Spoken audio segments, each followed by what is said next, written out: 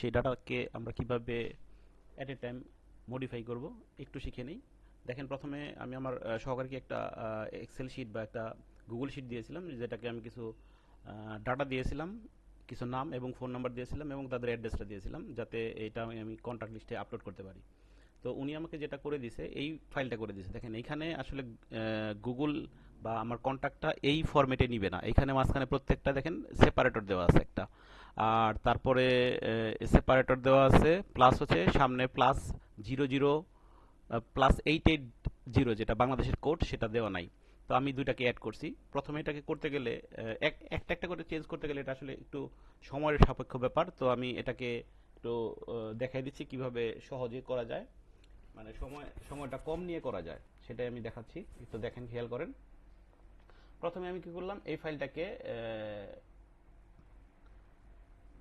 এক্সেলে, এটাকে প্রথমে আমি ডাউনলোড করে নিলাম, ফাইলটাকে এখানে ডাউনলোড করে নিলাম। ডাউনলোড করলাম এক্সেলের ফাইলে, এক্সেল শিটে।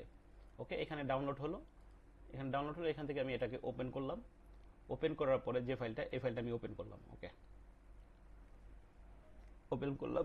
প্রথমে যে এখানে সেপারেটরটা আছে, সেপারেটর আমি দূর করে দেব। প্রথমে কিবোর্ড থেকে আমি কন্ট্রোল এফ প্রেস করলাম, দেন এখানে রিপ্লেসে ক্লিক করলাম। এখানে সেপারেটরটা আমি দিয়ে দিলাম, আমি একটু আগে করছি তো, সেটা এখানে শো করছে। ওকে, এখান থেকে আমি এখানে সেপারেটরটা দিলাম।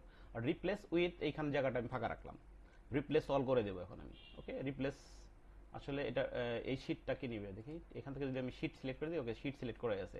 রিপ্লেস অল দিয়ে দিলাম, দেখেন এখানে সবগুলো চলে আসছে। 39টা ডাটা আছে, সবগুলো চেঞ্জ হয়ে গেছে। বাট এখানে একটা কথা আছে, এখানে +88 আসছে, সামনে 0 নাই। এটাকে কিভাবে করবো এখন?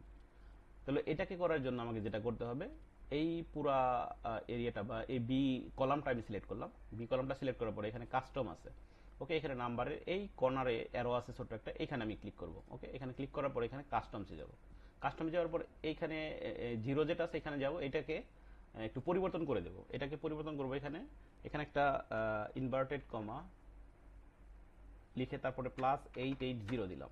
দেওয়ার পরে আবার ইনভার্টেড কমা দিলাম, কমা দেওয়ার পরে একটা 0 দিয়ে দিব। 0 দেওয়ার পরে এটাকে আমরা ইন্টার করে দেব।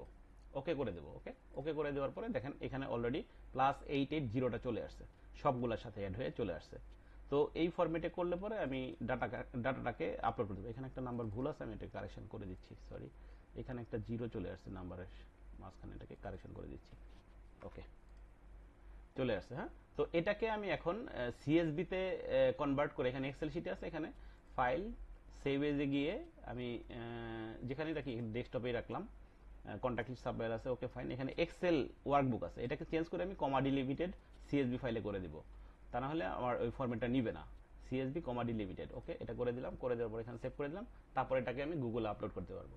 তো বন্ধুরা, এই কাজগুলো করতে অনেক, একটা একটা করতে গেলে অনেক সময় লাগতো। আপনি অ্যাট এ টাইম কিভাবে করবেন, একসাথে করবেন, সেটা আমি শর্টকাটে দেখিয়ে দিলাম।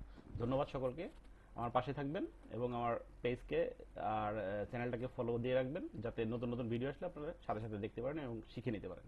ধন্যবাদ সকলকে।